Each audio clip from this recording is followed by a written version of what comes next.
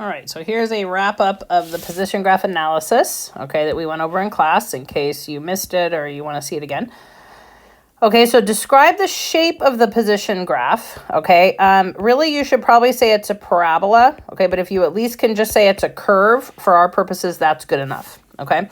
Right, and what this tells you about the motion of the cart, right? So anytime the position graph is something that's curvy, okay, that means the speed is changing, okay?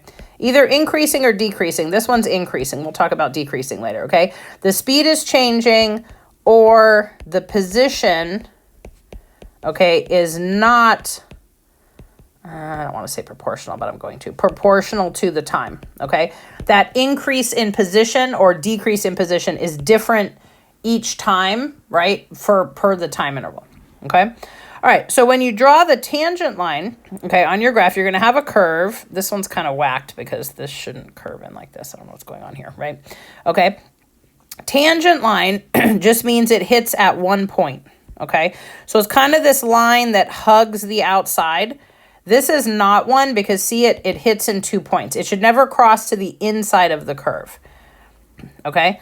Right? So when you look at your position graph, okay, actually here, let me just go back to this one here, okay? So at your position graph, you're going to draw a few tangent lines, all right? So you can kind of see the tangent line is what helps you figure out what the speed is, all right? So in the beginning, right, when the time is small, the tangent line sort of looks like this. See, it's not really very steep. Somewhere a little later, it's going to look kind of like this. It's a little bit steeper. Okay, and then much later, look how steep it is now. Okay, right? So what that's telling you is that slope on the position graph is changing. Okay, all right. So in general, the slope on the position graph, if we remember from before, it tells you the velocity. Okay, or we can say speed, I guess, without direction, or how fast something's going. All right, and that's not any different now. It's just that it's not the same each time anymore. Okay. So the slopes of the line on your position graph, okay, the slopes get steeper as time increases, okay, which means if the slopes are getting steeper, right, and the slope tells us the velocity or the speed, that means that the cart is getting faster, okay?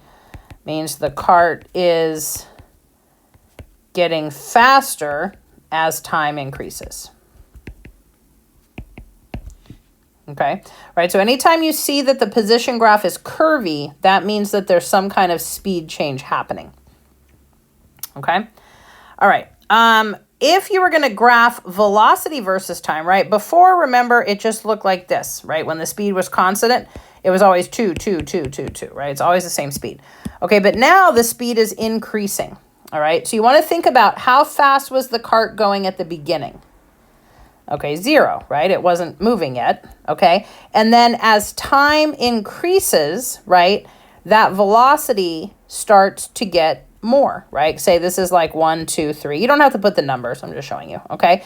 As the time gets bigger here, right, that speed is going to also get bigger, okay? So the velocity graph is now linear, okay? Diagonal, not flat. Okay, meaning, all right, changing velocity, okay? And this one's a speeding up, right? Because it starts at a speed of 0 and it ends at some higher speed, v final, okay?